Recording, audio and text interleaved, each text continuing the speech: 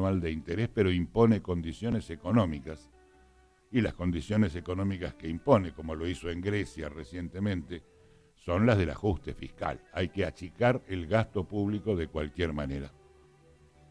Pero además de no haber emitido el veto el presidente Macri, el Estado tendría que cubrir por subsidios una suma de aproximadamente 115 mil millones de pesos en subsidios tarifarios, algo así como el equivalente, muy difícil de decir porque el dólar está subiendo día tras día, pero aproximadamente unos 5 mil millones de dólares. Y usted dirá, bueno, si el Fondo Monetario está por prestarle 25 mil millones, si es que finalmente se acuerda esa suma, ¿por qué no usar esos 5 mil millones para congelar las tarifas por un tiempo? Bueno, por lo que dije antes, porque el Fondo Monetario no presta dinero para este tipo de movimientos económicos, sino simplemente para poder responder sin tocar las reservas federales a los vencimientos de deuda externa que ha tomado el gobierno de Mauricio Macri en sus 2 años y medio de gestión o para otras circunstancias financieras de esta naturaleza.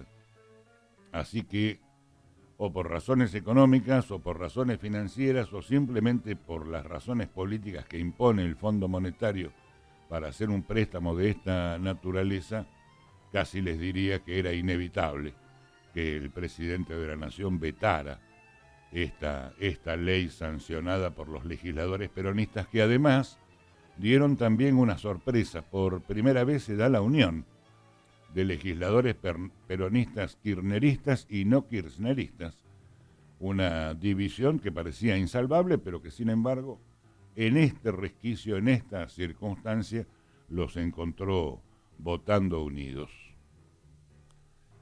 Así las cuestiones, el dólar en Argentina no para de subir, el Banco Central y el Banco Nación, a pesar de sus ofertas en dólares, esta semana unos 1.000 millones de dólares se ofrecieron para contener el precio el valor de la divisa norteamericana.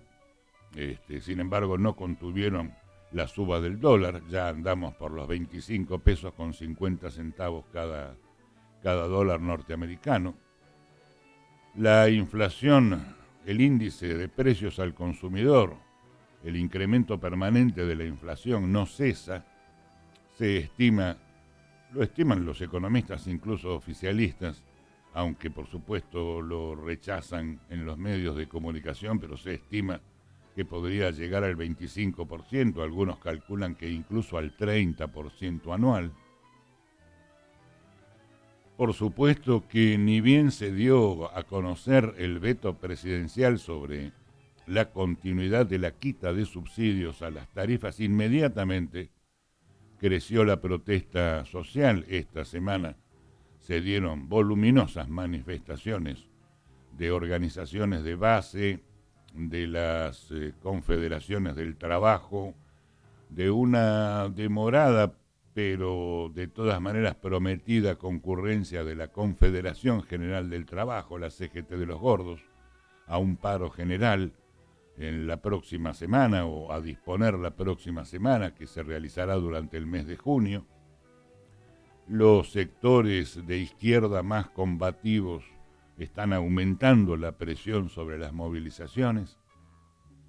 Ustedes recordarán que hace unas semanas atrás, aunque en ese momento parecía una frase aventurada, les dije que el ajuste de los conservadores no será sin sangre en la República Argentina.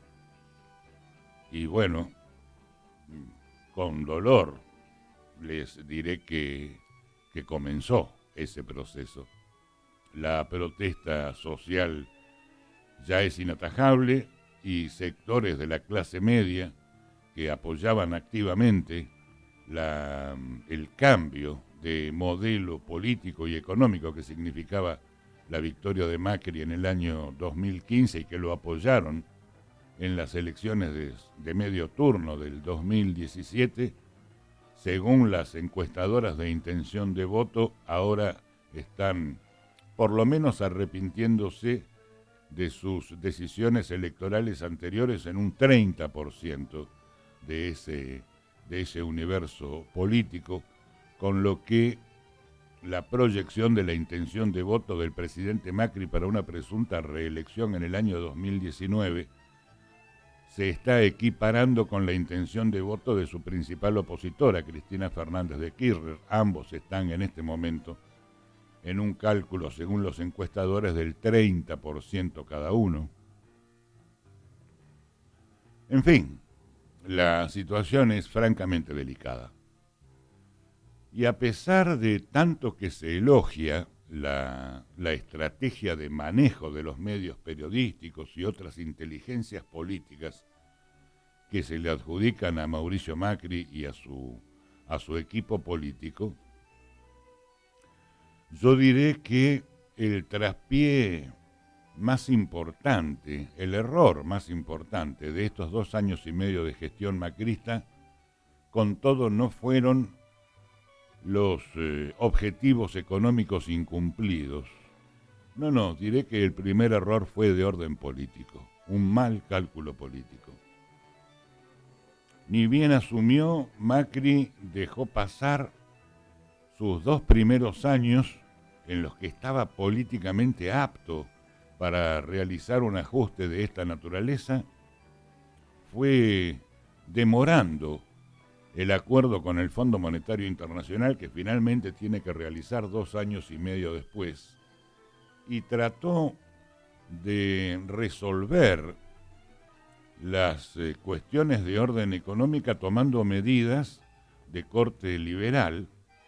Si en la administración anterior se caracterizó por emitir monedas sin respaldo en dólares en el Banco Central, como para financiar el fuerte gasto político que requerían las clases más necesitadas de Argentina, particularmente durante la administración de Cristina Fernández, el presidente Macri, con buen criterio, decidió cortar con esa política, dejar de emitir monedas sin respaldo, pero había que resolver el déficit fiscal de todas maneras, y para ello varias medidas. En principio tomó deuda externa, permítanme el término, tomó deuda externa a lo bestia para financiar el déficit fiscal. Cristina Fernández había dejado una deuda externa de 120.000 millones de dólares. Macri en 2 años y medio la llevó a 250.000 millones de dólares y sigue creciendo. No vino el torrente de inversión productiva que se esperaba. El único dinero, tanto de los argentinos que tienen sus acreencias en dólares en el exterior como inversores genuinos extranjeros, en realidad el dinero que trajeron fue destinado a lo que aquí en Argentina llamamos la patria financiera, es decir, el juego financiero de altos intereses en dólares por retener en los créditos LEVAC o en los bonos LEVAC del Banco Central, que son en pesos argentinos, para lo cual se invierte en dólares para comprar esos pesos, luego se liquidan los pesos a un 40% de rentabilidad anual y se vuelven a comprar dólares. Esa bicicleta que se conoce como patria financiera, como les decía antes. Es más, políticamente es responsable de haber demorado en los 2 primeros años de gestión el juicio o los juicios a la expresidente de la Nación, Cristina Fernández. Lo hizo para mantenerla como candidata opositora en las elecciones de medio turno en el año 2017, para mantener el criterio electoral que le dio la victoria en el 2015, es decir, el voto castigo de la clase media contra la administración anterior. Y esto generó efectivamente una ruptura inteligente, la movida, en el ámbito del peronismo, entre el peronismo K y el peronismo anti-K, pero más allá de que esto le permitiera la victoria electoral en el año 2017, como les digo, la intención de voto medida por los encuestadores en este momento les da prácticamente, con el retiro de la clase media, el elector soportante de las intenciones presidenciales de Mauricio Macri hoy están más o menos emparejados en un 30% cada uno. Dicho de otra manera, de una manera vulgar, en estos 2 años y medio le salió todo mal. Y tuvo que recurrir finalmente al Fondo Monetario Internacional. Tuvo que hacerlo 2 años y medio después del tiempo en el que los ajustes posiblemente hubieran sido soportados, por lo menos en primera instancia, por una clase media que había concurrido con más del 50% del voto en las elecciones del 2015 a favor de Cambiemos, la alianza de los conservadores con los radicales en la República Argentina. Es más, el número que más afecta a la economía interna, al consumo interior en la República Argentina, que es la inflación, en estos 3 años, 40% de inflación anual el primer año, 25% de inflación el segundo año, se calcula un 30% de inflación para el año 2018.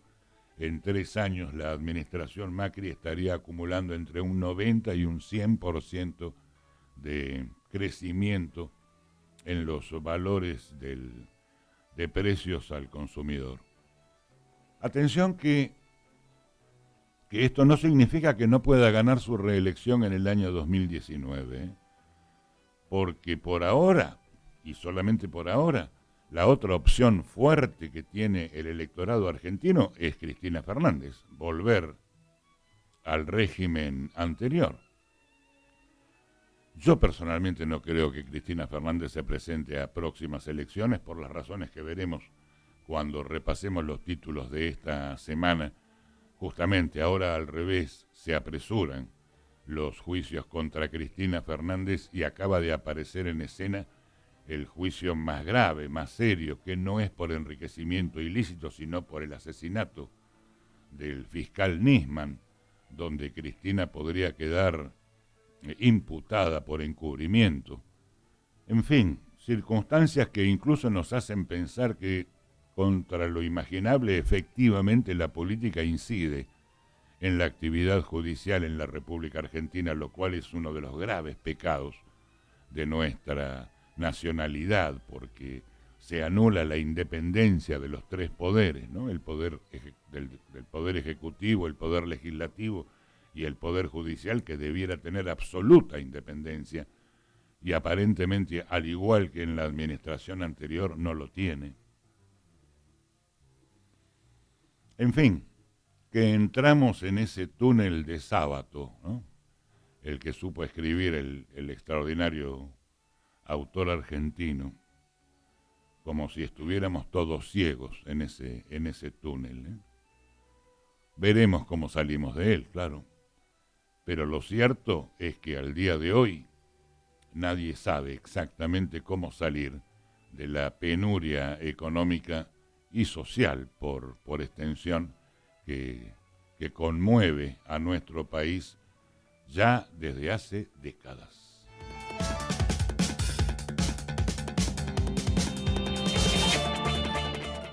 Bien, y allí vamos a revisar los principales títulos, primeros nacionales, para nuestra página nacional esta semana.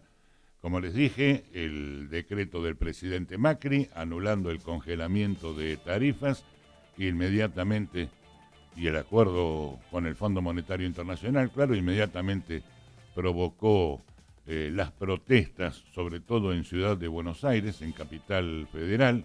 De hecho, en las últimas horas se generó una marcha federal que le puso más presión, una marcha federal de los sectores más combativos y de los organismos no gubernamentales de los barrios y los relacionados con derechos humanos, una marcha federal que le ha puesto más presión a la CGT de los Gordos para que convoque a un paro general durante el mes de junio.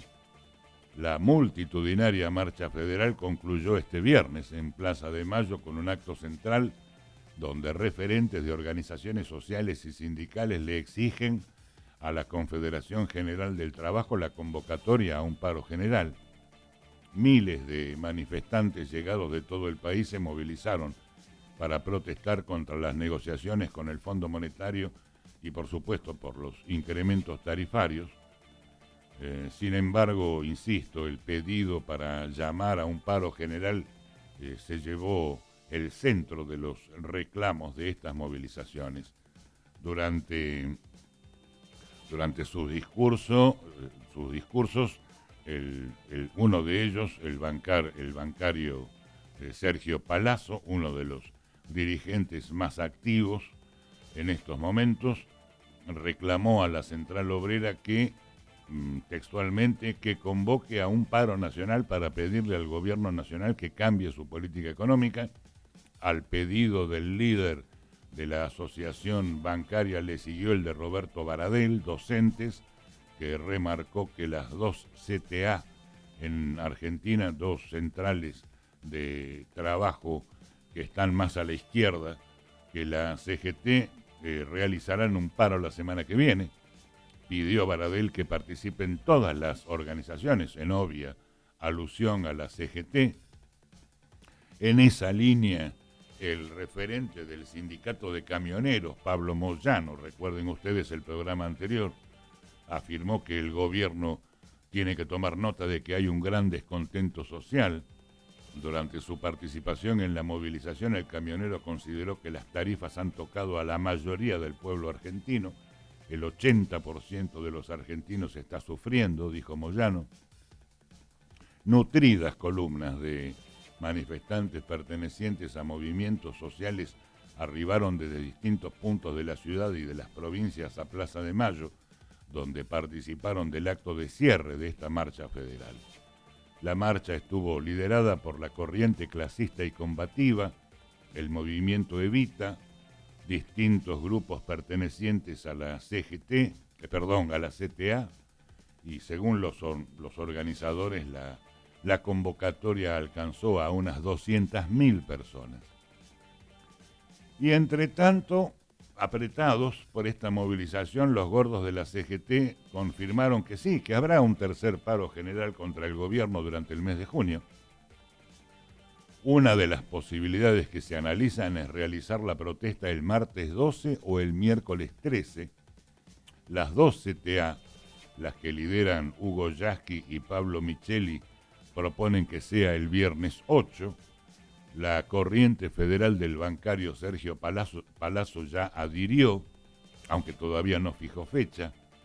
El sector de los gordos y de los independientes de la CGT coincide con la necesidad de organizar un paro general por el veto a la ley de tarifas, y por supuesto por la escalada inflacionaria y por el parate al consumo y por el techo paritario del 15% de aumento en los salarios que mantiene el gobierno de Mauricio Macri, y por supuesto un rechazo general al acuerdo con el Fondo Monetario Internacional, que estiman el acuerdo con el fondo se estaría firmando a más tardar a mediados del mes de junio.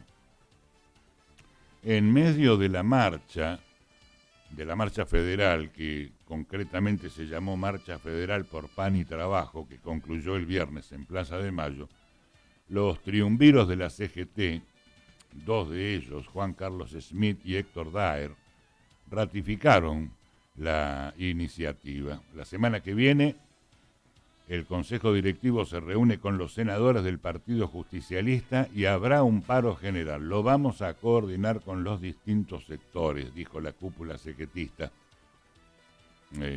Aunque, como insisto, todavía no se conoce la fecha de este paro general. Schmitt dijo: esperamos que el gobierno reformule la política que está llevando adelante y que, además de escuchar la voz de los mercados, escuche también la voz de los trabajadores. Hasta ahora escuchó a los sectores más concentrados de la economía y no quiere escuchar el crujido social producto de las medidas que aplica. El veto a la ley de tarifas es la gota que desbordó el vaso, dijo este dirigente. Y para Daer, las quejas en privado son de todos los sectores, no solamente de los sindicalistas. Daer dijo: el gobierno debe dejar el paradigma del déficit fiscal como único objetivo y tiene que pensar en construir un país con todos los argentinos adentro, Es un error garrafal insostenible que los sucesivos ajustes caigan sobre los que menos tienen. Si tiene que hacer ajuste, que lo paguen los que más ganan y no los más vulnerables y las pequeñas y medianas empresas. También hubo réplica. Ante los rumores de un nuevo paro de la CGT, sería el tercer paro general contra la administración Macri, el presidente en las últimas horas también se expresó. Lo hizo en Salta, provincia del noroeste argentino, donde viajó para reunirse con el gobernador Juan Manuel Urtubey. ¿Qué dijo el presidente? Trabajaremos en lo que sabemos hacer, que es mejorar todos los días nuestra competitividad, nuestra productividad, y por eso es importante que la CGT se sume a eso. La CGT, dijo Macri, tiene que pensar que si hacen un paro, ¿qué cambia? No cambia nada, dijo el presidente de la Nación, afirmando que las decisiones políticas y económicas que está tomando ya no tienen vuelta atrás, porque como digo, forman parte necesaria del acuerdo con el Fondo Monetario Internacional. Los argentinos de edad, los más memoriosos, recordarán a Eduardo Duhalde, que fue presidente interino luego de la crisis de la Rúa en el año 2001 y que en definitiva su gestión desembocó en las elecciones del 2003 que le dieron el triunfo a Néstor Kirchner. Utilizando algunos términos que no son propios en mi boca, pero los repito porque son textuales, dijo Duhalde: con la crisis en que estamos, si seguimos peleándonos, el país se va a la mierda. El expresidente aseguró ayer viernes que está muy mortificado por las disputas políticas y destacó que de no concretarse una reconciliación, el país se va a la mierda. Estoy muy mortificado por la actitud del gobierno y la oposición. Así no salimos, peleándonos permanentemente como estúpidos. Los intereses del país, dijo Duhalde, están muy por encima de los de uno u otro bando. Duhalde destacó que se debe incluir en el consenso a las grandes empresas, pero también aseguró que el capital es muy egoísta. Las empresas vienen a llevarse todo lo que pueden. Pero bueno, los estúpidos son los que dejan llevarse todo. Lo que tenemos que hacer es no maltratarnos porque estamos maltratando al país. Bueno, allí tienen las tres expresiones más firmes de lo que podríamos llamar los tres sectores políticos. Los conservadores liberales, aliados con los radicales en Cambiemos, la oposición extrema de la CGT, de la CTA, el movimiento, la marcha federal que se concretó el viernes pasado, y en el medio un paquete de dirigencias y políticos, entre los que incluyo por un lado a la CGT y por otro lado a los senadores que se están encolumnando detrás de Pichetto, tratando de reunificar al peronismo no kirchnerista.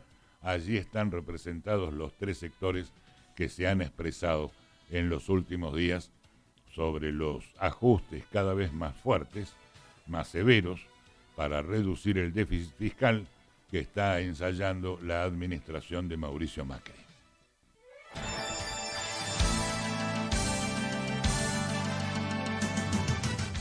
Pero a propósito de la injerencia, diría, del poder ejecutivo o de la política en general sobre el poder judicial, y particularmente señalando la demora de un par de años que la justicia le concedió de alguna manera a Mauricio Macri para sostener a Cristina Fernández como su principal opositora y reiterar en las elecciones del 2017 la estrategia del voto castigo que le permitió volver a ganar las elecciones legislativas a Mauricio Macri.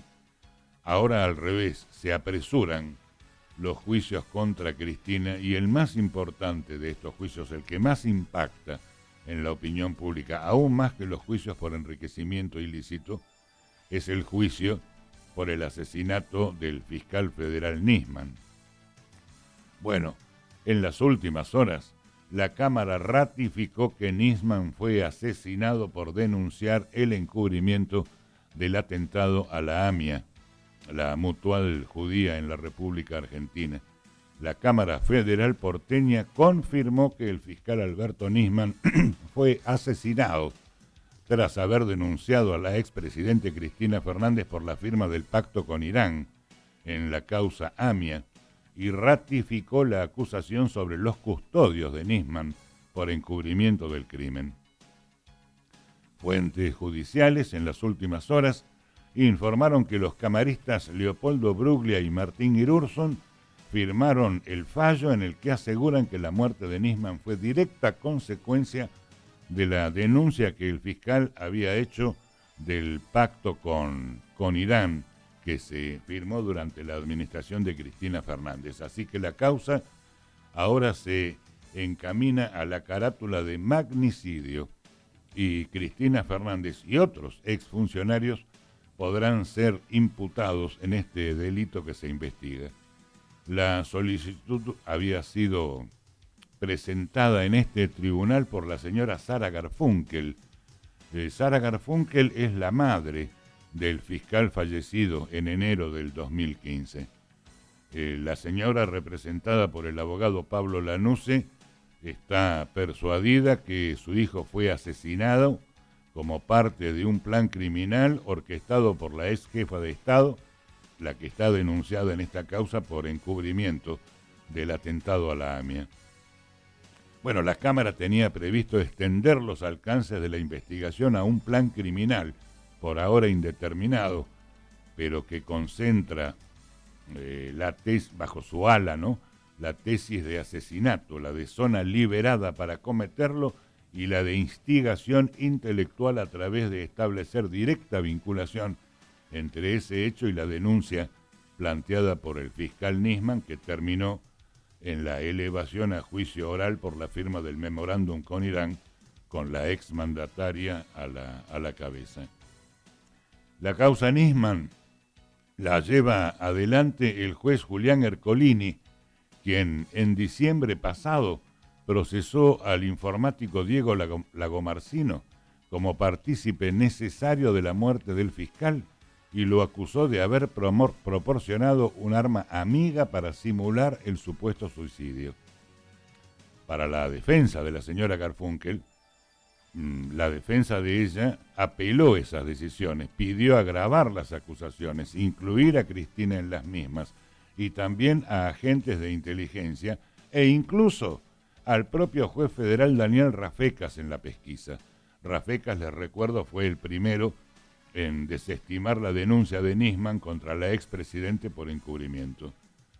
Y la decisión de la Cámara deja ahora el camino libre a los que sustentan los pilares de la actual acusación apuntalada por la pericia de Gendarmería, que concluyó que efectivamente a Nisman lo mataron al menos 2 personas y que Lagomarsino prestó colaboración indispensable ingresando el arma con la que se cometió el crimen en el departamento del fiscal.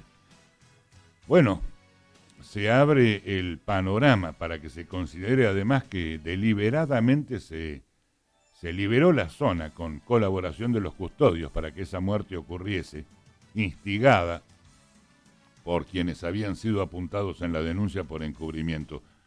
Todo bajo un mismo objeto procesal de muy amplio espectro. Y coincidiendo con esta iniciativa jurídica, legal, Cambiemos, los legisladores de Cambiemos ya pidieron una sesión especial para tratar el desafuero de Cristina Fernández.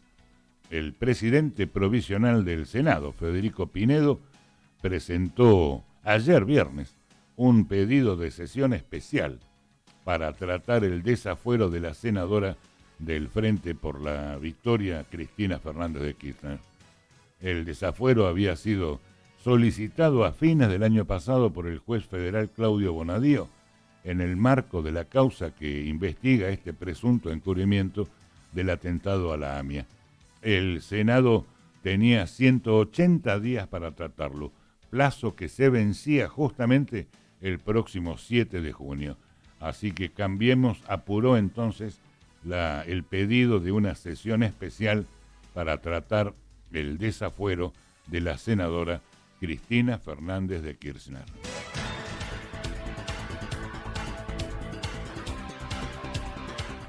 Bien, amigos, como les advertí en la apertura del programa, estos son los títulos principales de esta semana. Los tres sectores de la opinión pública nacional expresándose de una manera aguda a propósito de la decisión del gobierno de iniciar el diálogo con el Fondo Monetario Internacional para el convenio que ya hemos comentado. El día de hoy quiero tomar nuevamente contacto telefónico con Martina Yerbe, que está impulsando la creación de un nuevo sector político identificado con el nombre de Social 21, que, bueno, tiene algunas expresiones que son coincidentes con las opiniones de esta mesa de redacción y por lo mismo lo tomamos como hombre de consulta desde Buenos Aires para iniciar este contacto telefónico con algunas cuestiones que son de nuestro interés. Por supuesto, saliente la cuestión relacionada con el Fondo Monetario Internacional, pero también la presentación de esta agrupación política, de estos cuadros políticos en nuevos criterios de economía nacional, que ya los han expresado y que iremos en busca de una mayor ampliación de los términos que hemos difundido hasta el momento. Ya está en línea telefónica. Yerbe, buenos días, Brunel le saluda. ¿Qué tal? Buenos días, Brunet, y a toda la audiencia. Bueno, interesados en principio en conocer la opinión de su sector sobre este acuerdo, si se concreta en los próximos días con el Fondo Monetario Internacional, Martín. Bueno, nosotros pensamos de un modo simple la cuestión con el Fondo Monetario, a lo mismo que pensamos de un modo simple la deuda a 100 años que ha tomado el gobierno de Mauricio Macri, que es el mascarón de proa de la embajada norteamericana y de su verdadera conducción política, que es Tom Cooney, el agregado comercial de la embajada. La deuda a 100 años se tomó a 7.9% bajo la fórmula del interés compuesto, ¿verdad? Esto significa de que capital e intereses son gravados y el capital que hay que pagar, además, hay que pagar el interés sobre el propio interés. Entonces, este 7.9 al cual se toma la deuda va a ocurrir durante 100 años, mientras que el país no va a crecer más allá del 3% anual. La Argentina no va a crecer más allá del 3%. Entonces el problema no es la cantidad de dinero, porque no es un problema económico la deuda externa. La deuda externa es un problema político porque es un sistema de dominación política sobre los pueblos del mundo. No tiene que ver con la economía, tiene que ver con la política. El caso del acuerdo con el Fondo Monetario Internacional es exactamente lo mismo.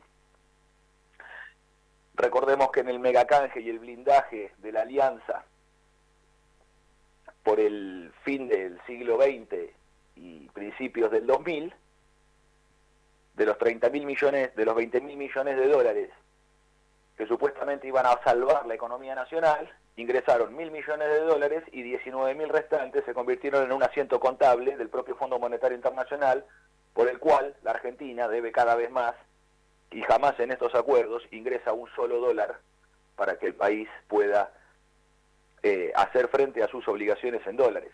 Esto lo explicó Perón desde el exilio de un modo también sencillo, simple, que recomiendo que la audiencia recurra a esos conceptos que Perón explicaba con mucha claridad. ¿Y cuáles son las consecuencias de un acuerdo con el Fondo Monetario en su lectura? Lo que trata de hacer este gobierno es de atar a la Argentina a la dependencia con el extranjero, en este caso con el Fondo Monetario. Es un problema de índole política. Para nosotros hay viejas categorías que no son nada viejas, que siguen siendo tan valideras como en la década del 70, del siglo XX, como en el 60, como en el 40, que es patria o colonia, liberación o dependencia. Para esto, el desembarco de la posmodernidad como ideología a nosotros no nos ha modificado un ápice de nuestras convicciones. Aquellos que quieren marearnos con nuevas categorías, con temas como el populismo, que es una cosa gaseosa que nadie puede explicar, eso lo único que hace es marear al argentino. Lo que está claro es que la Argentina es un país temido por las potencias extranjeras. Lo dijo Winston Churchill, que la caída del tirano Perón en 1955 era el equivalente sudamericano a la victoria aliada en la Segunda Guerra Mundial en Europa, y que si Argentina se ponía de pie arrastraría tras de sí a todo el continente. Y eso nosotros sabemos que es así porque ocurrió a partir del campamento del Plumerillo con el general San Martín, donde liberamos más de medio continente. Ocurrió con la nacionalización del comercio exterior y la creación de la Administración General de Puertos y la Aduana con Juan Manuel de Rosas, donde fuimos los argentinos vanguardia mundial en la nacionalización del comercio exterior por parte del Estado.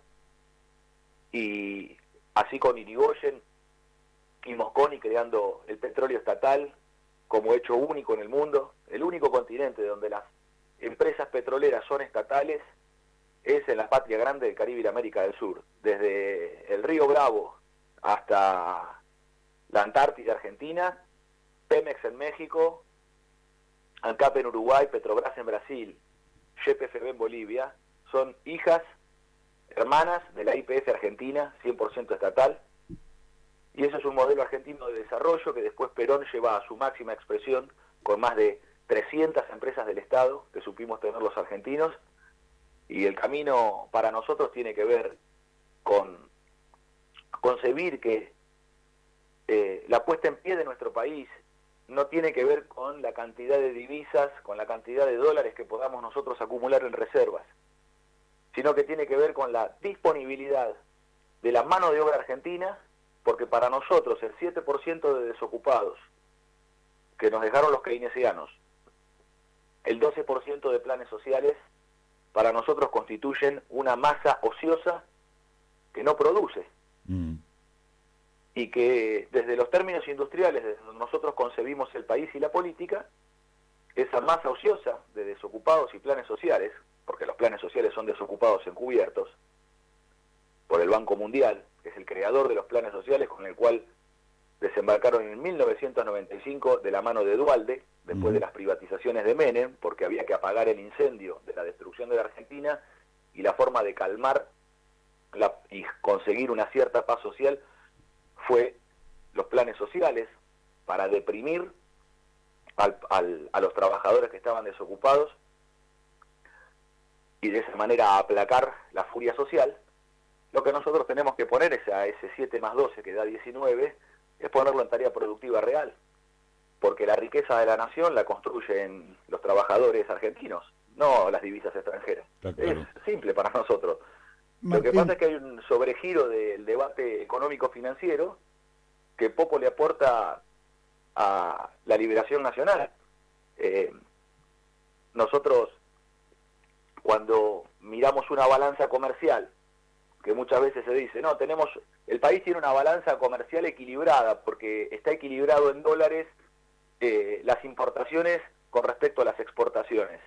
Sí, medido en dólares podría parecer como algo equilibrado, pero si nosotros lo medimos en horas de trabajo humano, a través de la economía de equivalencias, podemos observar que la Argentina tiene un quebranto en su balanza comercial, un quebranto en puestos de trabajo, no medido en dólares, pero si el país exporta más de 100 millones de toneladas de materias primas y alimentos, y con los dólares que obtiene, paga por 30 millones de toneladas de combustibles y productos manufacturados, quiere decir que hay una diferencia física en toneladas.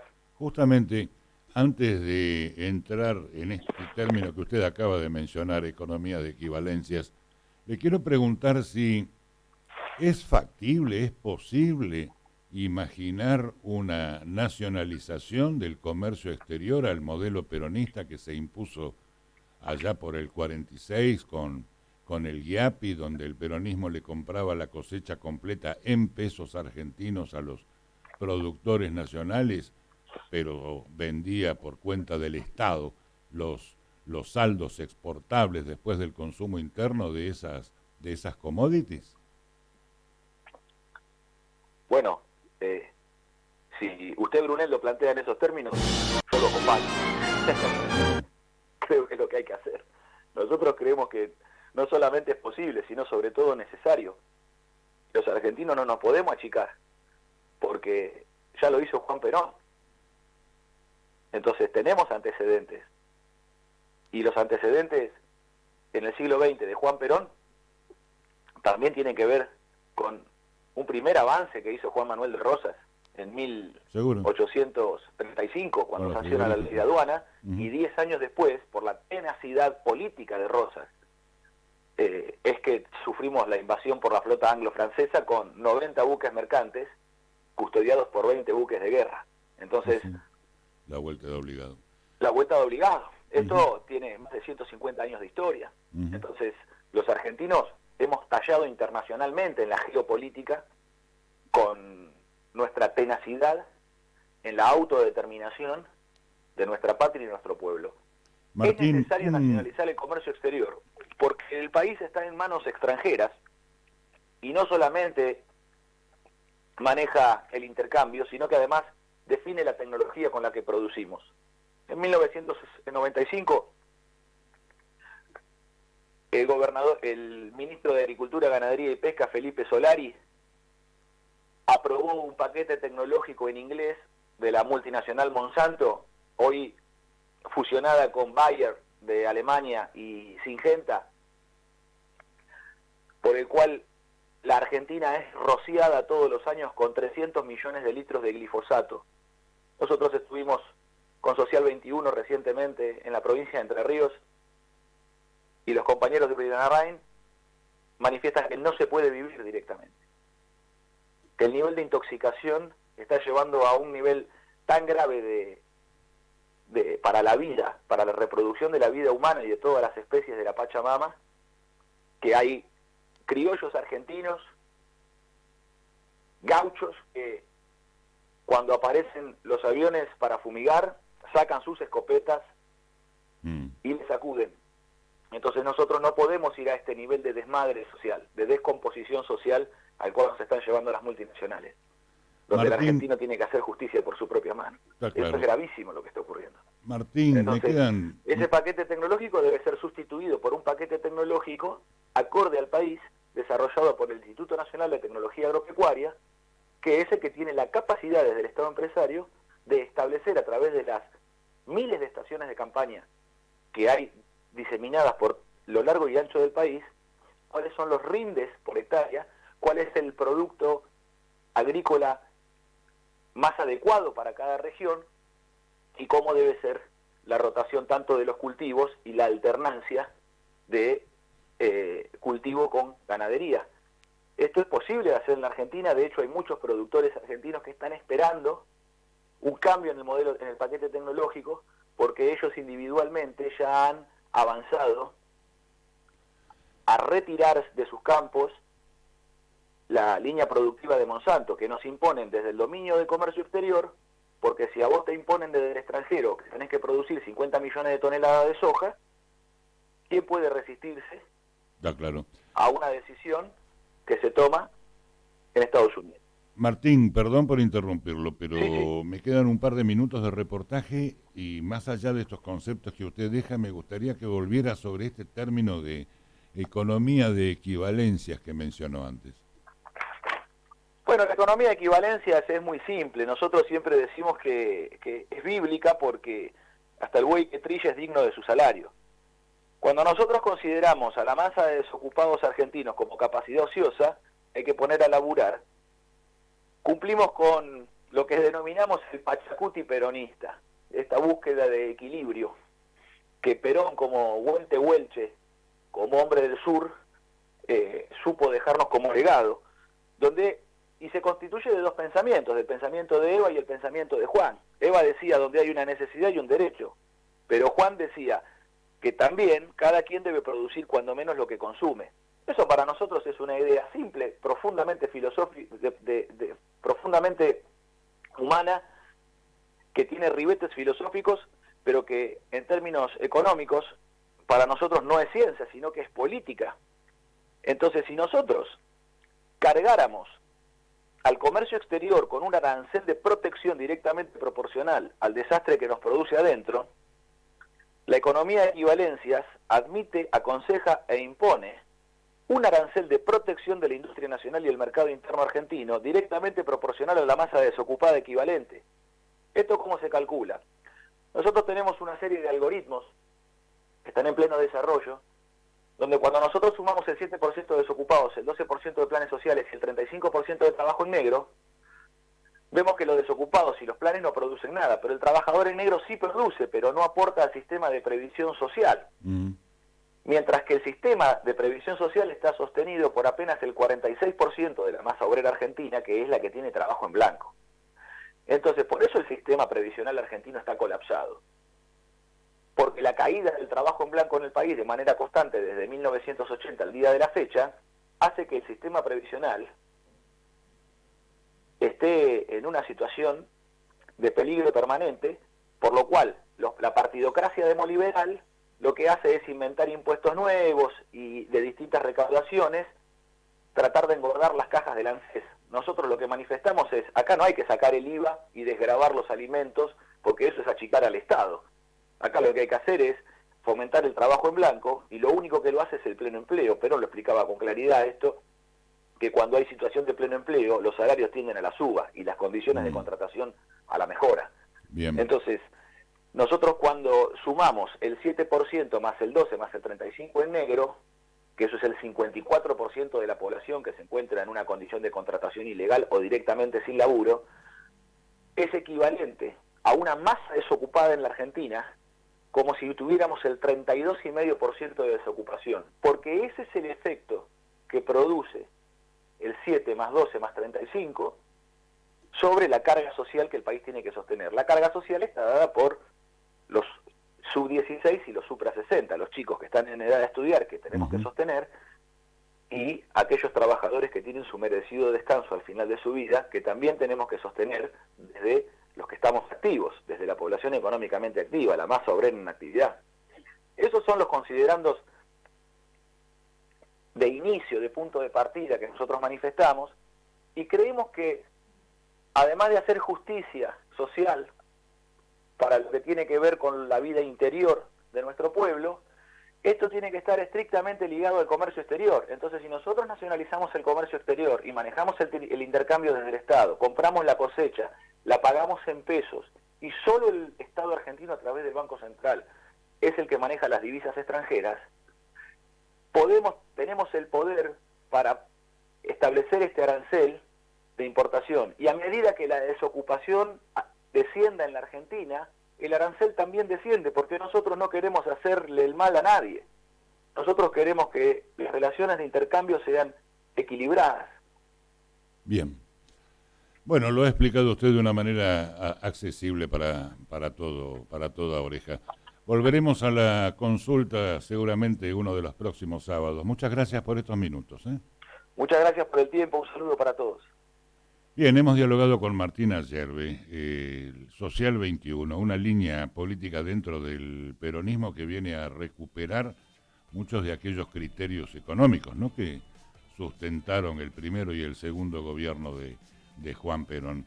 Es una de las nuevas líneas políticas en la República Argentina que vienen a recuperar el tiempo perdido en las discusiones y debates políticos que llevaron al peronismo desde su posición original a la extrema derecha del neoliberalismo de Menem y al peronismo clasista de Cristina Fernández. Aquí se está buscando un nuevo norte con criterios fundamentalmente económicos antes que políticos, porque se entiende que la ideología tiene un resultado directo en la economía. En cambio, la política es como la dona. La política es móvil, es voluble, es mutable. Unos consejos que son de interés público, y cuando volvamos estaremos atacando interesante página internacional esta semana.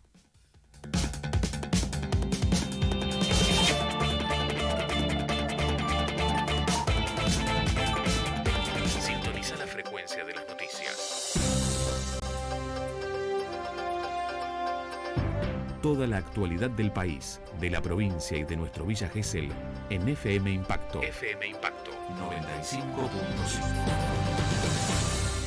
La radio de las noticias.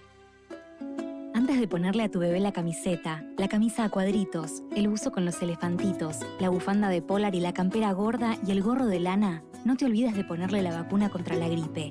Es gratis en centros de salud y hospitales públicos de todo el país.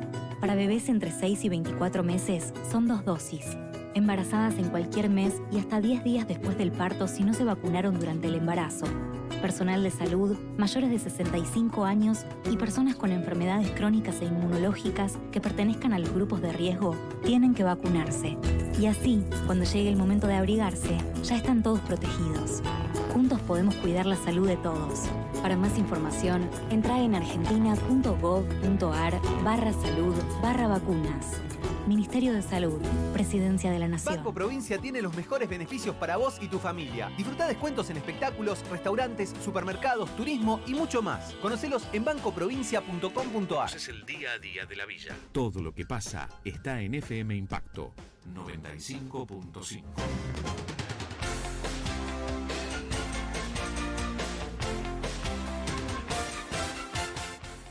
Bien, y vamos a la página internacional con el título, evidentemente, el título saliente de esta semana, la crisis política en España.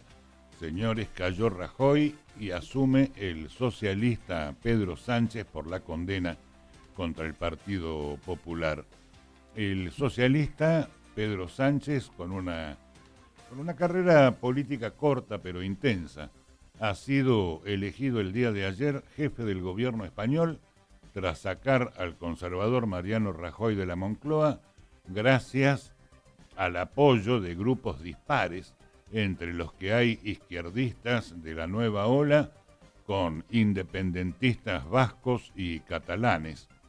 El líder del PSOE, el Partido Socialista Obrero Español, tomará posesión de su cargo seguramente durante la tarde de hoy ante el rey Felipe VI. Para ello, Sánchez obtuvo los apoyos necesarios en el Congreso de los Diputados para ponerse al frente del Ejecutivo con los votos a favor de partidos como el izquierdista Podemos, el Partido Nacionalista Vasco y los independentistas catalanes Esquerra Republicana y Partido Demócrata Europeo Catalán. En total, sumó los votos a favor de 180 diputados de los 350 que tiene la Cámara. Hubo 169 votos en contra. Votaron en contra el Partido Popular de Rajoy, los integrantes, los legisladores del Partido Liberal Ciudadanos, y hubo una abstención. Bueno, con esta votación pone fin a una semana de infarto en España, ¿no? El Partido Socialista Obrero Español presentó la moción el pasado viernes, no ayer, sino el viernes anterior, a raíz de la sentencia judicial de uno de los casos de corrupción más importantes de las últimas décadas en el país, que salpicó al Partido Popular. Cierto es que al principio parecía que tenía pocas opciones de prosperar esta iniciativa, pero con el paso de los días los socialistas fueron ganando apoyo. La llave la tuvo en el último momento el Partido Nacionalista Vasco, que decidió votar a su favor y terminó de inclinar la balanza. Así que el éxito de la moción de censura del Partido Socialista, la primera que prospera además en la democracia española, bueno, abre un escenario nuevo en el país con algunas incógnitas que todavía están en el aire, ¿no? Sánchez, un hombre de 46 años, nombrará un nuevo ejecutivo que podría gobernar en minoría. Tiene solamente 84 diputados de los 350 que pueblan el Congreso. Así que en el horizonte hay unas elecciones generales que el líder socialista se comprometió a convocar, pero que todavía no tienen fecha. España ha vivido días turbulentos e inciertos después de meses con el foco puesto en la región de Cataluña, donde el proceso independentista mantiene en vilo a toda la región, y este es justamente uno de los retos a los que tendrá que enfrentarse el nuevo Ejecutivo español. La caída del gobierno central además provocó un terremoto en los mercados financieros a principios de la semana pasada y agregó incertidumbre a la situación en Europa, que ya está en crisis, o en vilo por lo menos, por la crisis en Italia. La estrategia de Mariano Rajoy en política fue siempre esperar, ¿no? Resistir, dejar que el tiempo ponga cada cosa en su sitio sin tomar decisiones precipitadas. Bueno, esta vez esa estrategia falló y fue destituido como presidente del gobierno. El líder del Partido Popular había logrado esquivar los contratiempos surgidos en su formación y seguir al frente del Ejecutivo, aunque también era visible que en los últimos tiempos cada vez eran más las voces que lo cuestionaban, tanto fuera como dentro de sus filas incluso. Las polémicas medidas que tomó durante la crisis económica, sumados en los últimos tiempos a los escándalos de corrupción y fundamentalmente, creo yo, a su impropia conducción de la crisis en Cataluña, fueron desgastando su imagen, que nunca fue, por otra parte, particular o especialmente carismática, ¿no? Recuerden que Rajoy inició su carrera política a principios de los 80 cuando fue elegido diputado por el partido Alianza Popular, el partido precedente del PP. En 1989 se convirtió en la mano derecha de José María Aznar, en cuyo gobierno fue ministro de Administraciones Públicas, en la práctica ministro de Interior, además de vicepresidente, ¿no? Bueno, en principio he recogido para ustedes el breve discurso de Rajoy para despedirse de la primera magistratura española.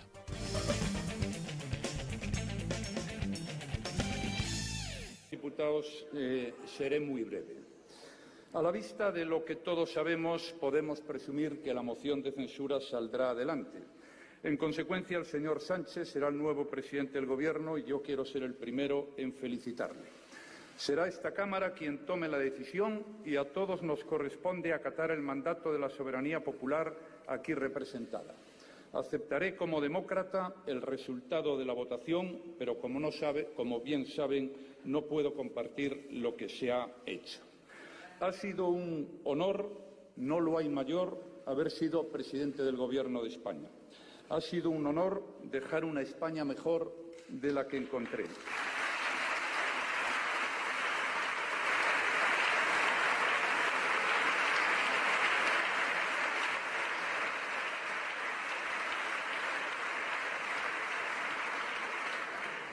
Ojalá mi sustituto pueda decir lo mismo en su día. Se lo deseo por el bien de España. Señorías, creo que he cumplido con el mandato fundamental de la política, que es mejorar la vida de las personas. Si alguien se ha sentido en esta Cámara o fuera de ella ofendido o perjudicado, le pido disculpas. Gracias a todos y de manera muy especial a mi partido, sin el cual nada hubiera sido posible. Gracias a todos los...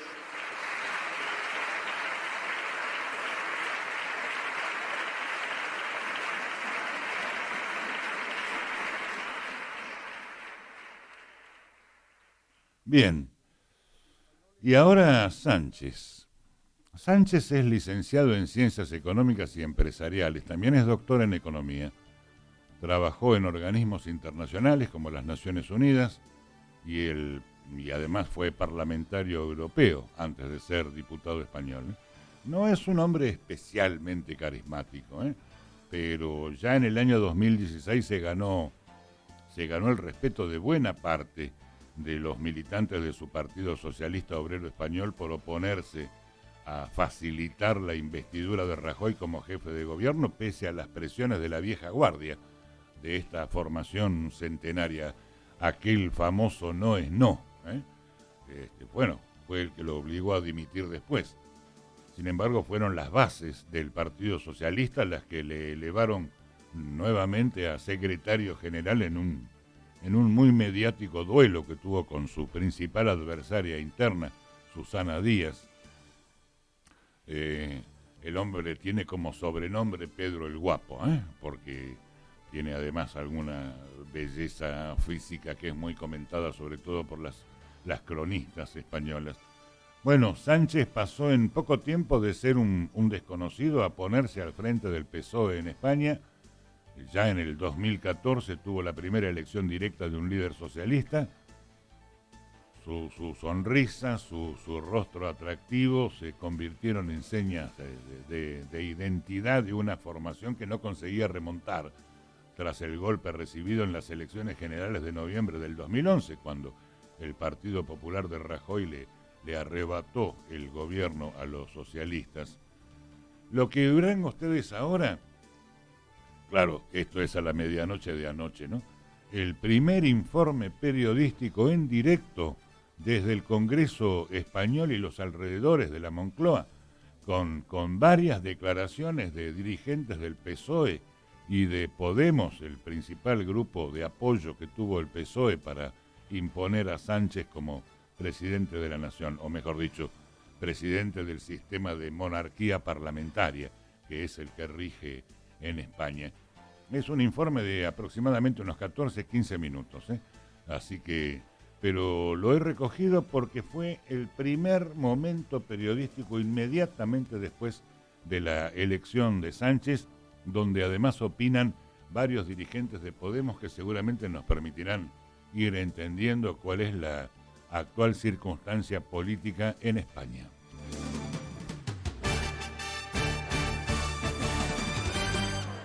Fotografía de familia del nuevo presidente del gobierno, Pedro Sánchez, y su grupo parlamentario.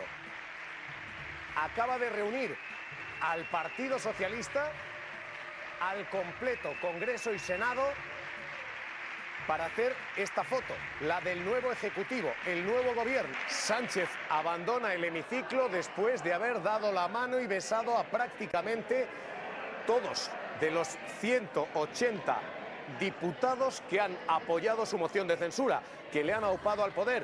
Verónica Sanz, ese besamanos, esos gestos y esas reuniones siguen a esta hora, ¿no, Verónica? Sí, Javier, en cuanto Mariano Rajoy y su gabinete han abandonado el hemiciclo, se han metido en la zona de gobierno, que si os situáis el pasillo por el que se accede al hemiciclo está en la parte de la derecha y allí le han recibido con aplausos. Son los aplausos para Mariano Rajoy totalmente distintos de los escuchados en el hemiciclo después de la votación. Intenso aplauso y vítores para Pedro Sánchez, convertido ya en el 7º presidente de la democracia. Una votación por llamamiento, una votación pública por llamamiento que ha durado apenas 30 minutos y que ha estado, desde luego, a la altura del momento histórico que suponía la primera vez en la democracia española que una moción de censura fructifica y convierte al candidato en presidente. Esta la imagen oficial. Pedro Sánchez, 7º presidente de la democracia. Fotografía en el Congreso de los Diputados y cita gráfica.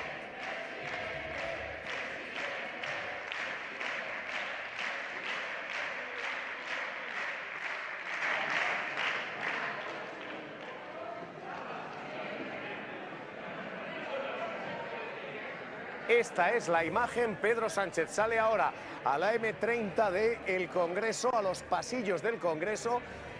Y Pedro Sánchez, nuevo presidente del gobierno, la moción de censura acaba de salir adelante y a esta hora la imagen que están viendo es la del Partido Socialista abandonando el hemiciclo. 180 escaños acaban de convertir a Pedro Sánchez en el 7º presidente de la historia de la democracia.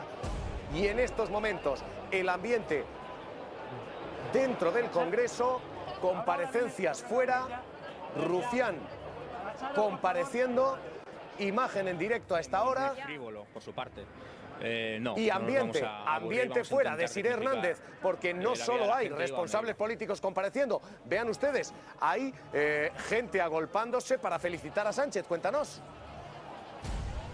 Sí, fíjate, Javier, toda esta gente ya espera la salida del que es nuevo presidente del gobierno español. Aplauden a los diputados del Partido Socialista, de Podemos. Fíjate también las ventanas de este edificio, cómo están tomando fotografías una y otra vez, llegando poco a poco, y la policía intentando reforzar la zona, porque tras conocer la decisión del Congreso de los Diputados se han acercado con el objetivo. Ven por aquí, Isma.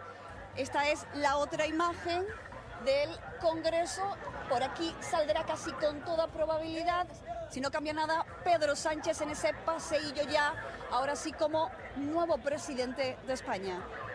Pedro Sánchez vuelve al edificio de grupos parlamentarios y a esta hora la comparecencia fuera. Gabriel Rufián, les estábamos mostrando, este es el ambiente político y el ambiente popular. De los últimos tiempos, ¿no? Que en muchos casos se ha alineado con PP y con Ciudadanos en cuanto a Cataluña, ¿no? En directo para las mañanas de 4, escuchamos gritos de gente diciendo fuera corruptos aquí. Comparece el propio Sánchez.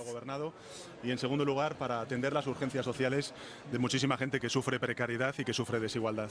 ¿Cuándo tendremos gobierno?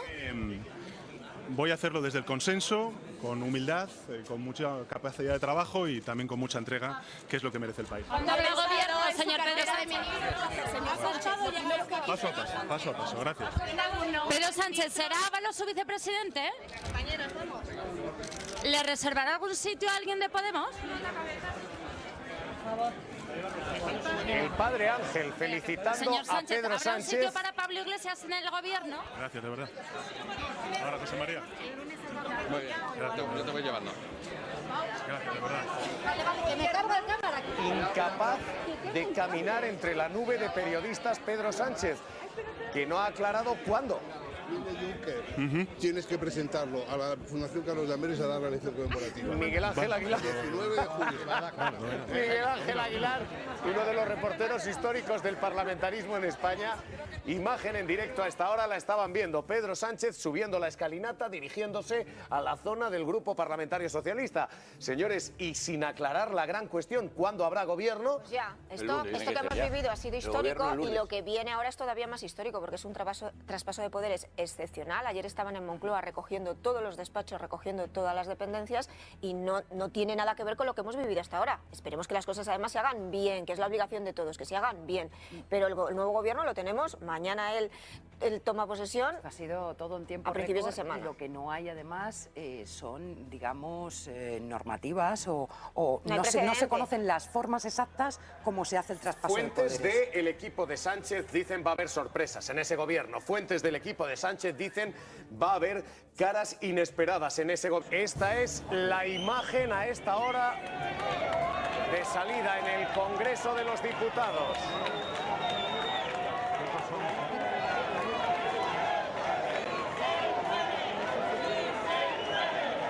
Los responsables de Podemos saliendo al grito de sí se puede. El Partido Socialista acaba de conquistar la presidencia del gobierno. Monedero, retratándose a las puertas del Congreso de los Diputados. El rey va a recibir a Ana Pastor a las 3:30 de esta tarde y a partir de ahí se prevé que previsiblemente mañana haya jura ante su majestad y nuevo presidente del gobierno ya de manera formal, después de una votación de una moción de censura que se ha saldado así. 180 escaños convierten a Pedro Sánchez en el 7º presidente de la democracia. Vamos a proceder a la votación de la moción de censura presentada por doña Margarita Robles Fernández y otros 83 diputados más. Albert Rivera Díaz. No. Margarita Robles Fernández. Sí. Gabriel Rufián Romero. Sí. Joan Tardà i Coma. Sí. Joan Baldoví Roda. Sí. Sí. Marian Beitialarrangoitia Lizarralde. Sí. Carles Campuzano y Canadés. La votación se producía así, se saldaba así, al final 180 escaños. Alberto Garzón Espinosa. Sí. Pablo Iglesias.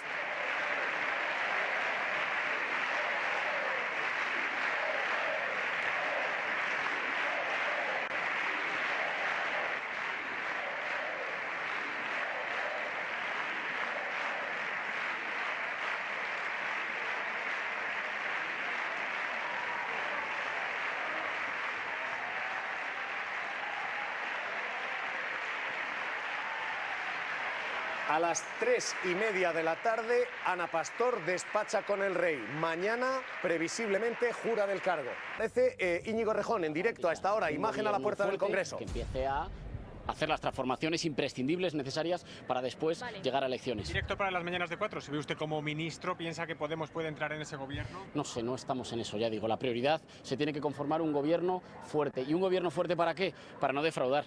Yo creo que hoy hay millones de españolas y de españoles que están muy ilusionados, que sonríen. Nos hemos quitado a Rajoy, pero eso es solo el principio del camino. No se puede defraudar. Un gobierno fuerte y decidido para que España vuelva a ser un país justo. ¿Qué cree que va a facilitar a Pedro Sánchez y ahora se le dice que sí, se le va de la mano con Pedro Sánchez? Perdón. ¿Por qué antes se le dijo cuando quiso ser candidato Pedro Sánchez que no, dijo Podemos que no, y ahora por qué que sí, que ha cambiado? Escuché al propio Pedro Sánchez decir que se había dado cuenta de cuál había sido la evolución casi aznarista de Ciudadanos. Yo creo que todo el mundo aprendimos de entonces y lo más importante es que nunca es tarde. Es verdad que se ha tardado, es verdad que Rajoy confiaba en que nos íbamos a resignar, que no íbamos a ser capaces de llegar a un acuerdo. Bueno, la buena noticia es que hemos ido, nos hemos librado de Rajoy, nos hemos librado del Partido Popular y el aprendizaje más importante, pasito corto, humildad, pragmatismo, de acuerdo en acuerdo, irlos atando en corto, poco a poco, siendo prudentes, mirando muy largo, pero que cada paso nos haga más fácil dar el siguiente paso. Por eso me empeño también en ser prudente. Vamos a ver si no defraudamos, si estamos a la altura de las esperanzas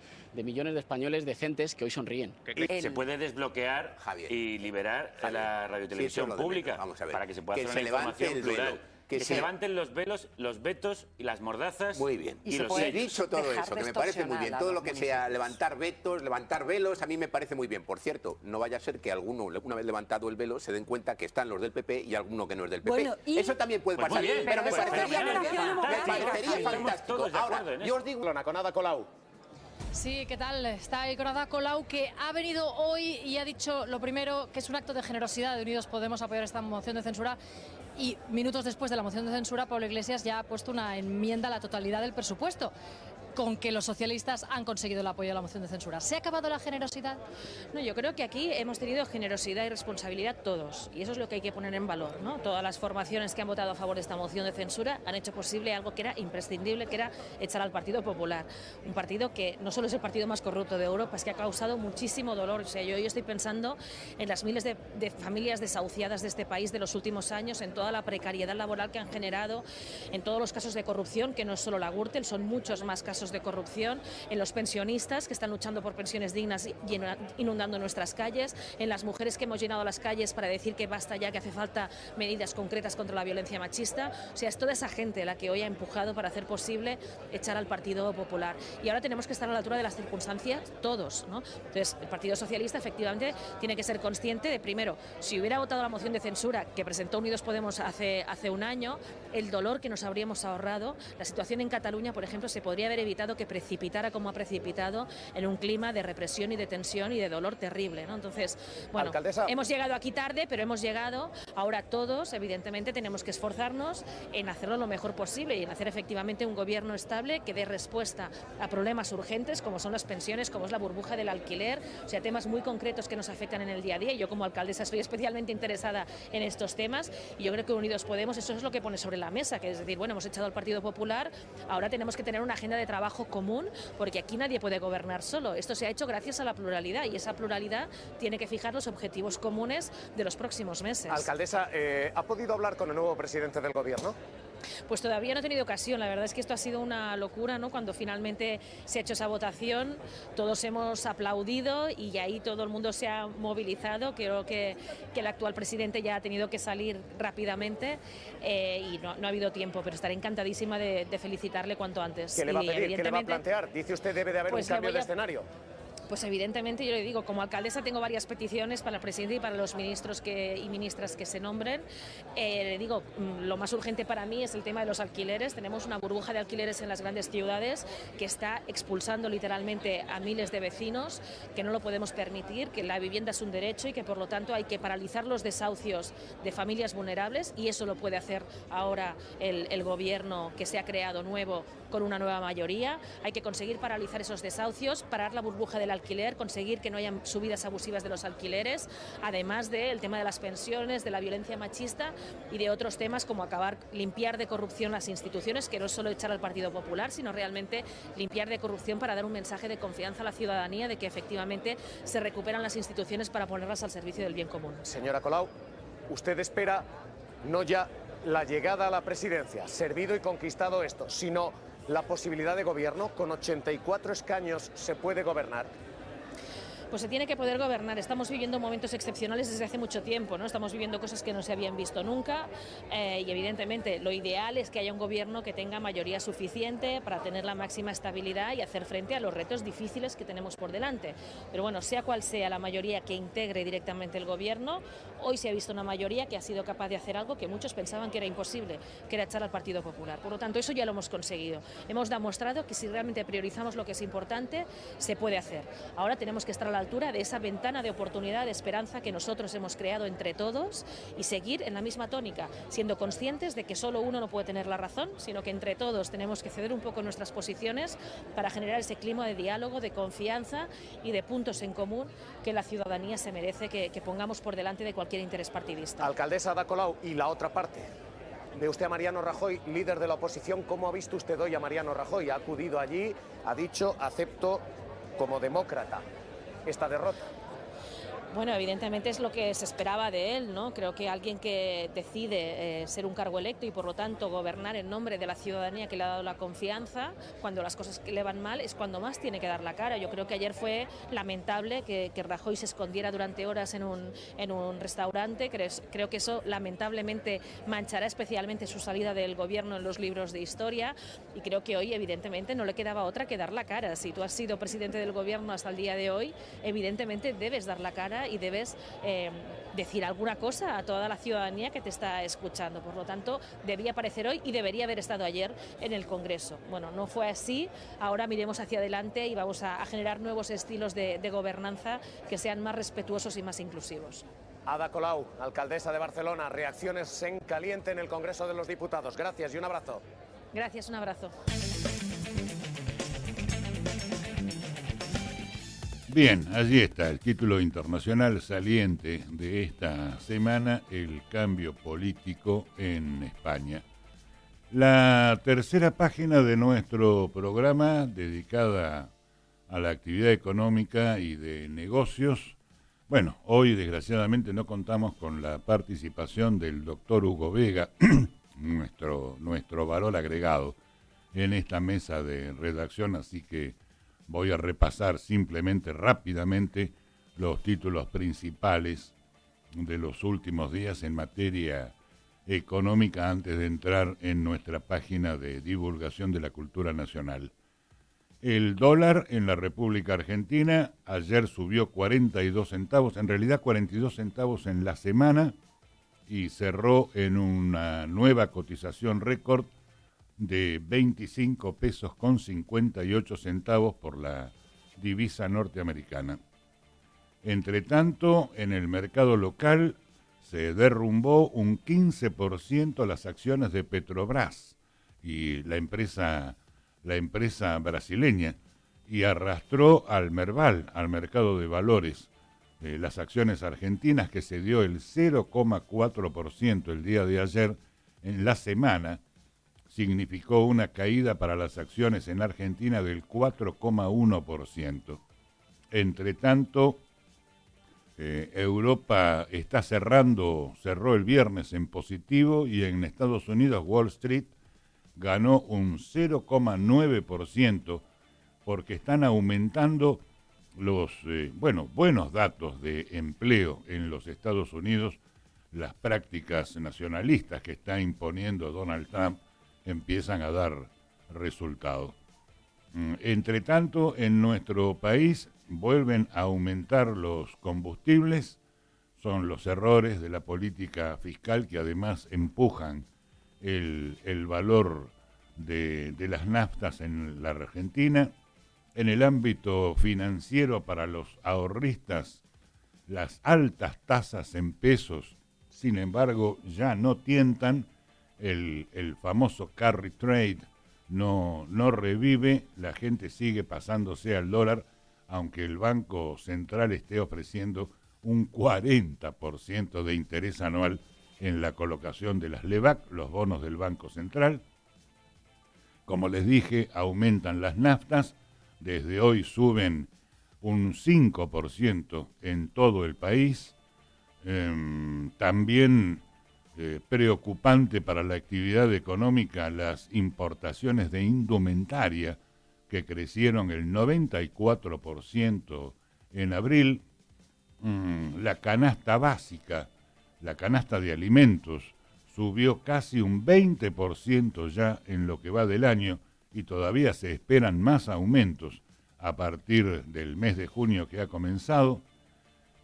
Aún así, la recaudación impositiva de mayo trepó un 43,3% y marcó un nuevo récord. Es decir que Argentina está en el límite del tironeo económico. Por un lado, la inflación que crece, los insumos crecen, pero también los impuestos han crecido. Como digo, la recaudación de mayo trepó al 43%.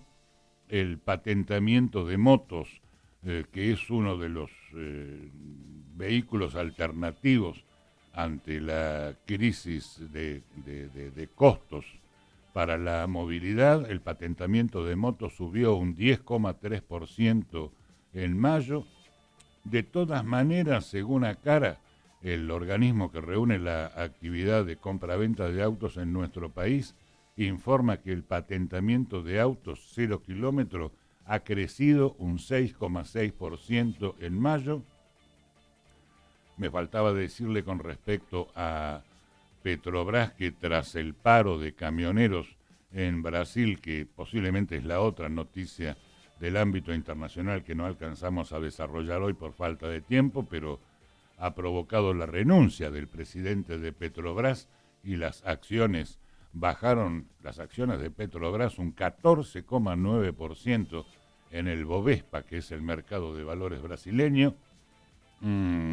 Llega junio con los aumentos en el transporte, también el aumento en las prepagas, estas son las obras sociales médicas independientes, además de los alimentos, y también subirán las naftas, como ya lo dije. En este sainete político que vive Argentina por el tema de las tarifas, la preocupación alcanza a los inversores extranjeros.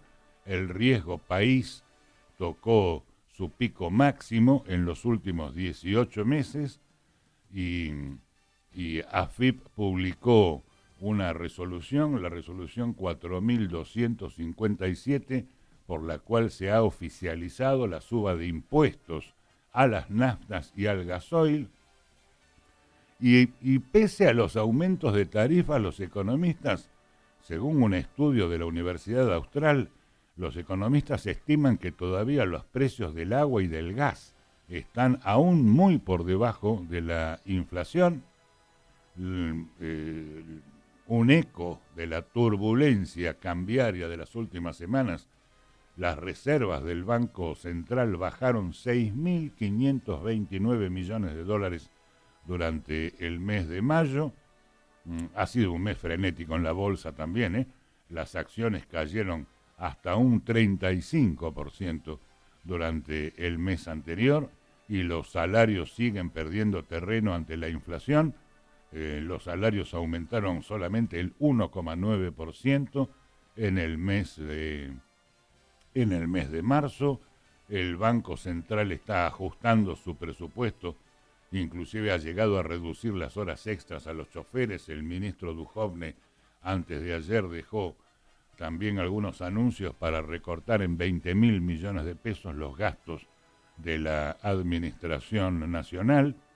El único rubro industrial que se mantiene en crecimiento es la construcción. Se expandió un 14% en abril y la industria creció solamente un 3,4% en abril. Y aunque está completando un año de alzas, no alcanza a parecerse o a igualar la inflación. De esta manera, en los números los vamos a repasar. Primero comenzamos, como es habitual, por la cotización de las monedas extranjeras. El dólar norteamericano cerró a 25 pesos con 58 centavos para la venta el día de ayer. El euro, 30 pesos con 53 centavos también para la venta. El real brasileño a 7 pesos con 14 y el peso uruguayo a 88 centavos por cada peso uruguayo. Bien, y en el ámbito de las commodities, un pequeño salto para la soja. En el mercado de Chicago cotizó el último día a $375.25 la tonelada, lo que significa un incremento del 0,27%. Bajó el precio del maíz en la misma bolsa, $154.13, lo que significa siempre la tonelada, por supuesto, lo que significa una caída del 0,63%. También bajó el trigo en Chicago, cotizó a $192.27 la tonelada, significa una caída del 0,57%.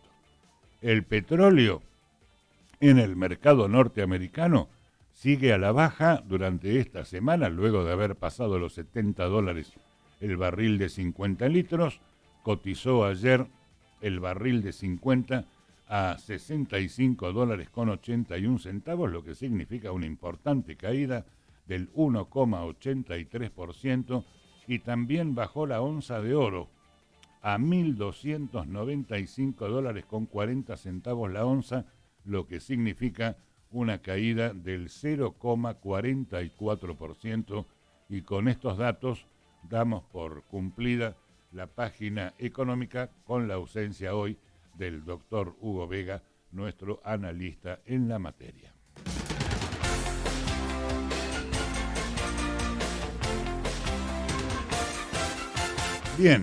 Bien amigos, hemos llegado al último capítulo de nuestro programa, que habitualmente se lo dedicamos a la divulgación de la cultura nacional.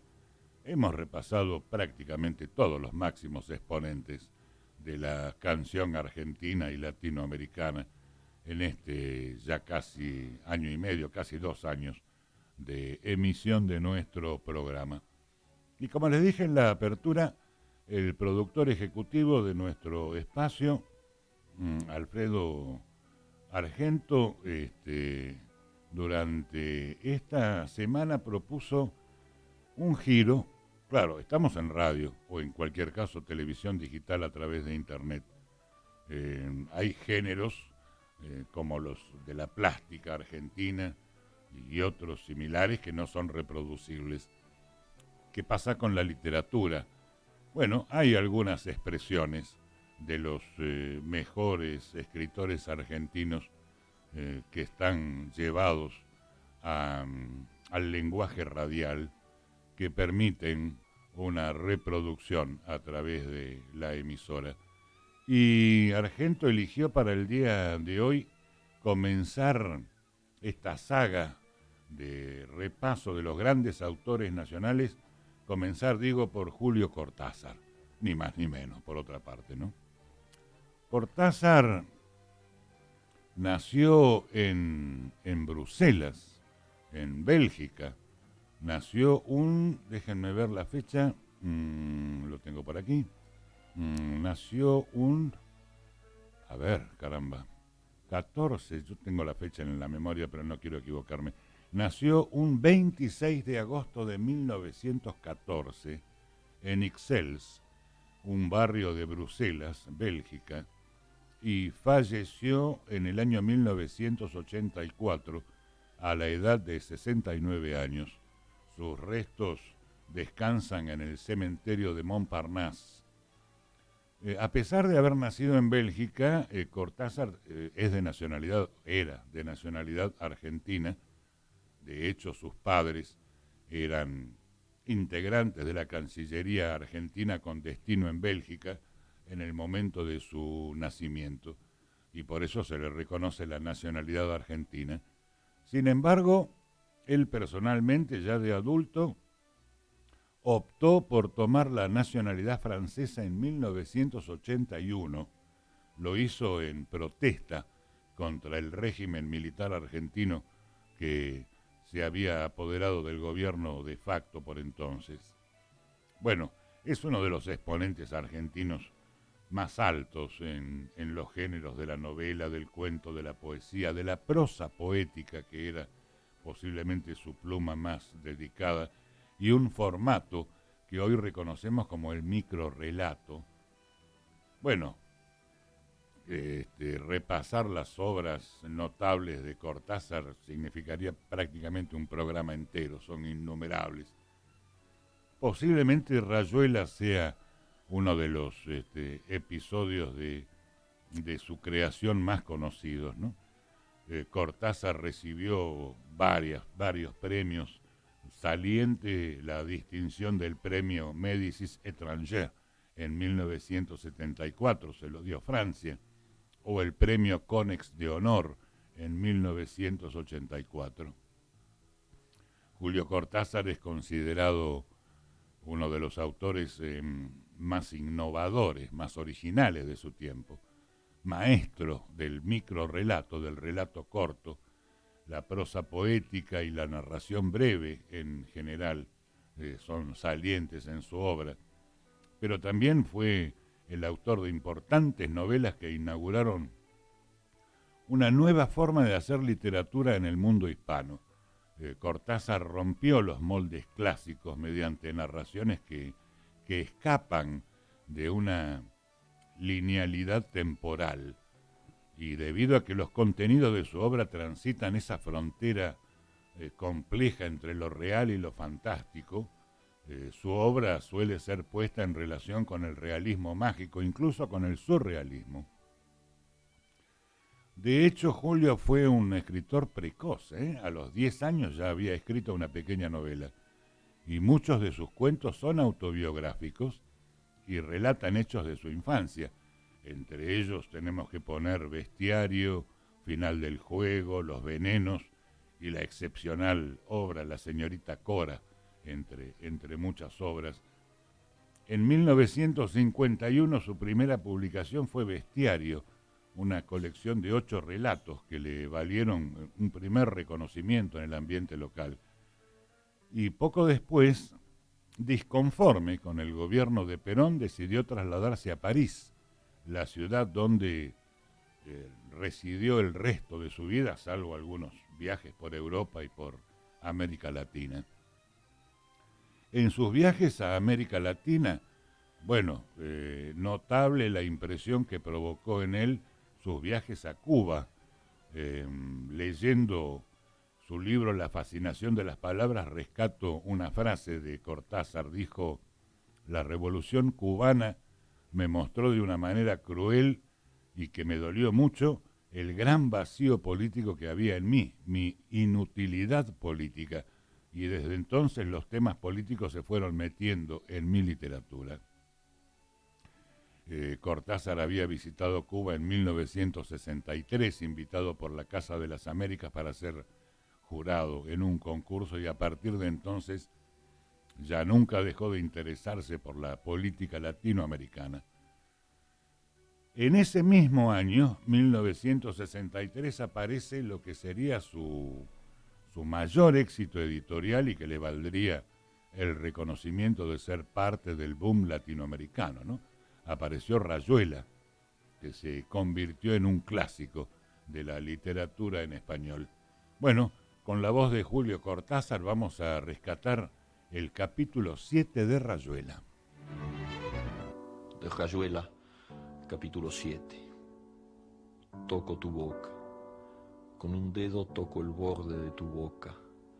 Voy dibujándola como si saliera de mi mano, como si por primera vez tu boca se entreabriera. Y me basta cerrar los ojos para deshacerlo todo y recomenzar. Hago nacer cada vez la boca que deseo, la boca que mi mano elige y te dibuja en la cara. Una boca elegida entre todas, con soberana libertad elegida por mí para dibujarla con mi mano en tu cara. Y que por un azar que no busco comprender, coincide exactamente con tu boca que sonríe por debajo de la que mi mano te dibuja. Me miras, de cerca me miras, cada vez más de cerca, y entonces jugamos al cíclope. Nos miramos cada vez más de cerca y los ojos se agrandan, se acercan entre sí, se superponen, y los cíclopes se miran, respirando confundidos. Las bocas se encuentran y luchan tibiamente, mordiéndose con los labios, apoyando apenas la lengua en los dientes, jugando en sus recintos donde un aire pesado va y viene con un perfume viejo y un silencio. Entonces mis manos buscan hundirse en tu pelo, acariciar lentamente la profundidad de tu pelo mientras nos besamos, como si tuviéramos la boca llena de flores o de peces, de movimientos vivos, de fragancia oscura. Y si nos mordemos el dolor es dulce, y si nos ahogamos en un breve y terrible absorber simultáneo del aliento, esa instantánea muerte es bella, y hay una sola saliva y un solo sabor a fruta madura, y yo te siento temblar contra mí como una luna en el agua. Para los que somos amantes de la poesía y tenemos pretensiones de autoría también, ese lenguaje que acaban ustedes de oír, como el de Borges, o las precisiones lingüísticas de Ernesto Sábato, o los extraordinarios giros literarios de Marechal, son extraordinariamente inspiradores para nosotros. Me felicito a Alfredo Argento y me felicito también por atacar esta saga de autores argentinos que pueden expresarse con este uso del español tan extraordinario. Atenti que Cortázar es reconocido por su narrativa y sobre todo por ese género del microrrelato al que me refería antes, pero también escribió gran cantidad de poemas, aunque los escribió en prosa. Hay varios libros mixtos como, Historia de Cronopios y de Famas, uno de los más conocidos, pero también un tal Lucas, el extraordinario Último Round. Y también tiene muchos poemas en verso, Presencia, Pameos y Meopas, Salvo el Crepúsculo, El Futuro, Bolero, otro episodio excepcional también en su literatura. Como les dije, vivió la mayor parte de su vida en París y particularmente vivió sus últimos 2 años en 2 casas, una en la Rue Martel y otra en la Rue de l'Éperon.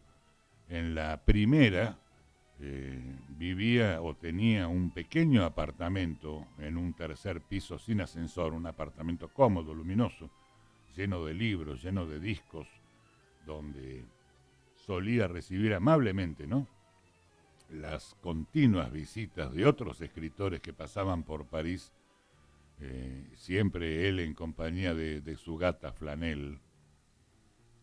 Carole Dunlop, la tercera esposa de Cortázar, norteamericana, posiblemente no sé si su gran amor, su mayor amor diría, falleció un 2 de noviembre de 1982, sumiendo a Cortázar en una profunda depresión. Y Julio murió el 12 de febrero de 1984. Oficialmente murió a causa de una leucemia. Sin embargo, en el año 2001, la escritora uruguaya Cristina Peri Rossi afirma en su libro sobre el escritor, es su biógrafa, que ella creía que la leucemia en realidad había sido provocada por el SIDA, que Cortázar habría contraído durante una transfusión de sangre en el sur de Francia. Y 2 días después de su fallecimiento fue enterrado en el cementerio de Montparnasse, justamente en la tumba donde yacía su gran amor, Carole Dunlop. Vamos a recoger ahora una producción de 1967, uno de sus libros icónicos, La Vuelta al Día en 80 Mundos. De allí tomamos el poema Me caigo y me levanto.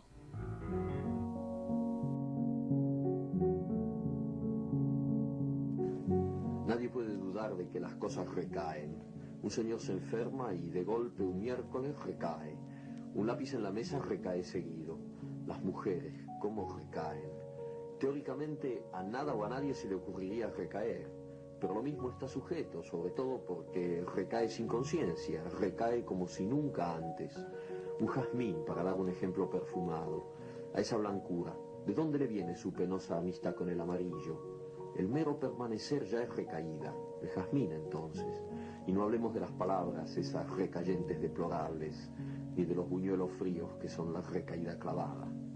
Contra lo que pasa, se impone pacientemente la rehabilitación. En lo más recaído hay siempre algo que pugna por rehabilitarse, en el hongo pisoteado, en el reloj sin cuerda, en los poemas de Pérez, en Pérez. Todo recayente tiene ya en sí a un rehabilitante, pero el problema, para nosotros los que pensamos nuestra vida, es confuso y casi infinito. Un caracol segrega y una nube aspira. Seguramente recaerán, pero una compensación ajena a ellos los rehabilita, los hace treparse poco a poco a lo mejor de sí mismos antes de la recaída inevitable. Pero nosotros, tía, ¿cómo haremos? ¿Cómo nos daremos cuenta de que hemos recaído si por la mañana estamos tan bien, tan café con leche, y no podemos medir hasta dónde hemos recaído en el sueño o en la ducha? Y si sospechamos lo recadente de nuestro estado, ¿cómo nos rehabilitaremos? Hay quienes recaen al llegar a la cima de una montaña, al terminar su obra maestra, al afeitarse sin un solo tajito. No toda recaída va de arriba abajo, porque arriba y abajo no quieren decir gran cosa cuando ya no se sabe dónde se está. Probablemente Ícaro creía tocar el cielo cuando se hundió en el mar epónimo y Dios te libre de una zambullida tan mal preparada. Tía, ¿cómo nos rehabilitaremos? Hay quien ha sostenido que la rehabilitación solo es posible alterándose, pero olvidó que toda recaída es una desalteración, una vuelta al barro de la culpa. En efecto, somos lo más que somos porque nos alteramos. Salimos del barro en busca de la felicidad y la conciencia y los pies limpios. Un recayente es entonces un desalterante, de donde se sigue que nadie se rehabilita sin alterarse. Pretender la rehabilitación alterándose es una triste redundancia. Nuestra condición es la recaída y la desalteración, y a mí me parece que un recayente debería rehabilitarse de otra manera, que por lo demás ignoro. No solamente ignoro eso, sino que jamás he sabido en qué momento mi tía o yo recaemos. ¿Cómo rehabilitarnos entonces, si a lo mejor no hemos decaído todavía, y la rehabilitación nos encuentra ya rehabilitados? Tía, ¿no será esa la respuesta ahora que lo pienso? Hagamos una cosa. Usted se rehabilita y yo la observo, varios días seguidos. Digamos, una rehabilitación continua. Usted está todo el tiempo rehabilitándose y yo lo observo. O al revés, si prefiere. Pero a mí me gustaría que empezara usted, porque soy modesto y buen observador. De esa manera, si yo recaigo en los intervalos de mi rehabilitación, mientras que usted no le da tiempo a la recaída y se rehabilita como en un cine continuado, al cabo de poco nuestra diferencia será enorme. Usted estará tan por encima que dará gusto. Entonces, yo sabré que el sistema ha funcionado y empezaré a rehabilitarme furiosamente. Pondré el despertador a las 3 de la mañana, suspenderé mi vida conyugal y las demás recaídas que conozco, para que solo queden las que no conozco. Y a lo mejor, poco a poco, un día estaremos otra vez juntos, tía, y será tan hermoso decir, ahora nos vamos al centro y nos compramos un helado, el mío todo de frutilla, y el de usted con chocolate y un bizcochito. Mamma mía, ¿no? Qué uso del español, ¿eh? Como el pincel en la tela, notaron, ¿no? Seguramente. Primero, al igual que Borges, no hay palabras repetidas. Todos son sinónimos, sinónimos y adjetivos de este extraordinario idioma español que es tan rico en términos y en vocablos y que Cortázar utiliza a pleno, a full. Bueno, nos ha dejado una grata impresión en la primera experiencia de divulgación de grandes escritores y poetas argentinos en este espacio de divulgación cultural de nuestros grandes intérpretes y autores nacionales. Amigos, hemos llegado al final de nuestro episodio semanal. Con la producción ejecutiva de Alfredo Argento, Fernando Brunet se despide de todos ustedes. Nos encontraremos, si Dios quiere, la próxima semana. Usted nos reconocerá por nuestro habitual saludo. Buenos días, Buenos Aires.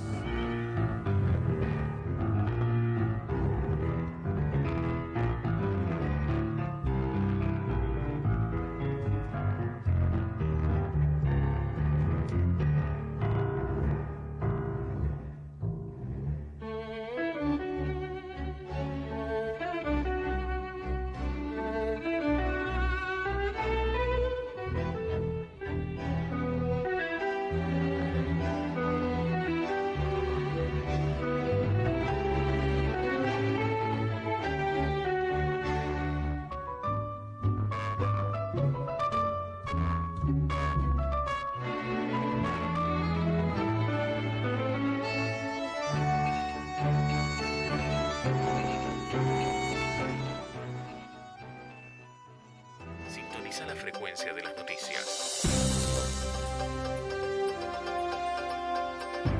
Toda la actualidad del país, de la provincia y de nuestro Villa Gesell en FM Impacto. FM Impacto 95.5.